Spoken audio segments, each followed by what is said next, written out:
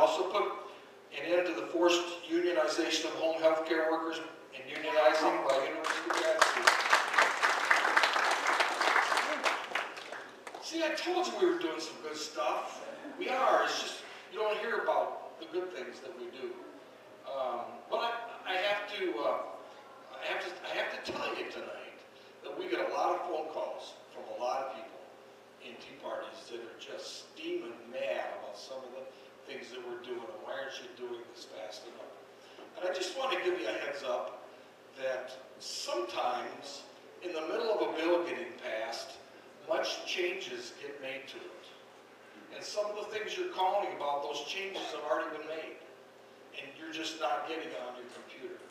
So I just want to let you know that before you come up steaming mad at me, emailing me nasty grams, please consider the fact that we are working that bill to where it's going to end up being a good bill. And it won't be what it was introduced as. One of my gun bills that I introduced, we made serious changes to it. I'll talk to that in a minute. And somebody called us up and was talking about the original introduction of the bill, how much they disagreed with it. They were extremely mad. Then we had to spend some time, and we generally do, spend some time and say, hey, this is the changes that we're making. So the thing I'm saying is, I don't mind you calling, and I don't mind you getting upset. I just want to warn you that the process we go through sometimes ends up being exactly what you want it to be too. And that was one of them. The one bill on put an end to the forced unionization of home care workers. I got some nasty grams about that. First of all, blaming the leadership and blaming different senators and blaming the House of Representatives and just a little bit upset with that because we hadn't passed it yet. And what we were doing, we were waiting on some statistics so we could include those in the bill so we could get the bill done right so we don't have to worry about doing a bad bill. And that's really all that happened on that piece of legislation. So there's real achievements, real reforms that will result in better government, expand freedom, and increase transparency in government. I think that for what we've done the first year and a half, I'm proud of what we've done. Now, I just got handed, thank you, I just got handed a piece of paper of about 30 things that the Tea Party group wants done, and we haven't done one of them yet. And I understand some things are very difficult to change. I've always said it's hard to turn a ship around on a quarter. And even talking, and I wasn't going to talk about right to work, but even talking about right to work, there's some things that if we pass right to work right now, it's going to work up the unions in our state and across the country we're concerned about.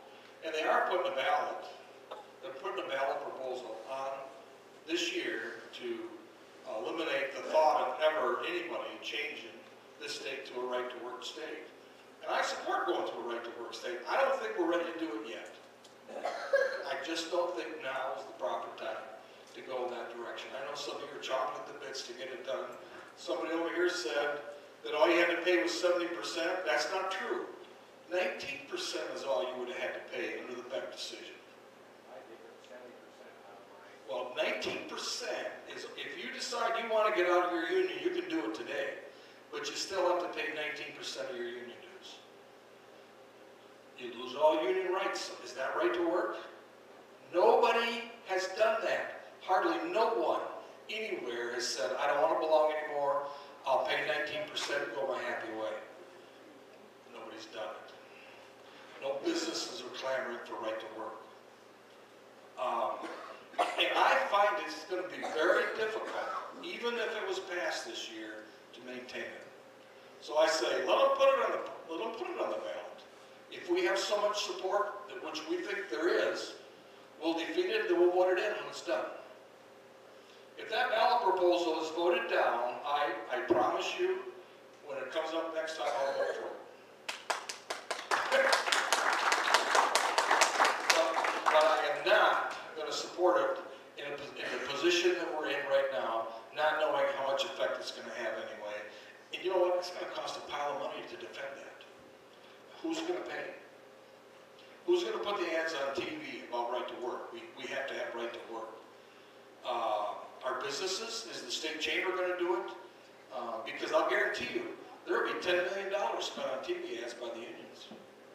And that 54% that we have supporting right to work right now will go off real fast when they start labeling us as whatever they're going to call us. They always do. Tea Party wackos or whatever it is. When they get done labeling us with $10 million worth of ads, we won't have 54% anymore.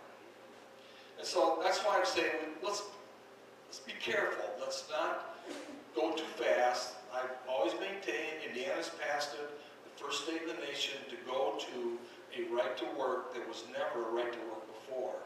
Let's see what happens in Indiana. Will it make a difference? Will they be stealing our jobs? Some people say they will. Some say nothing will happen.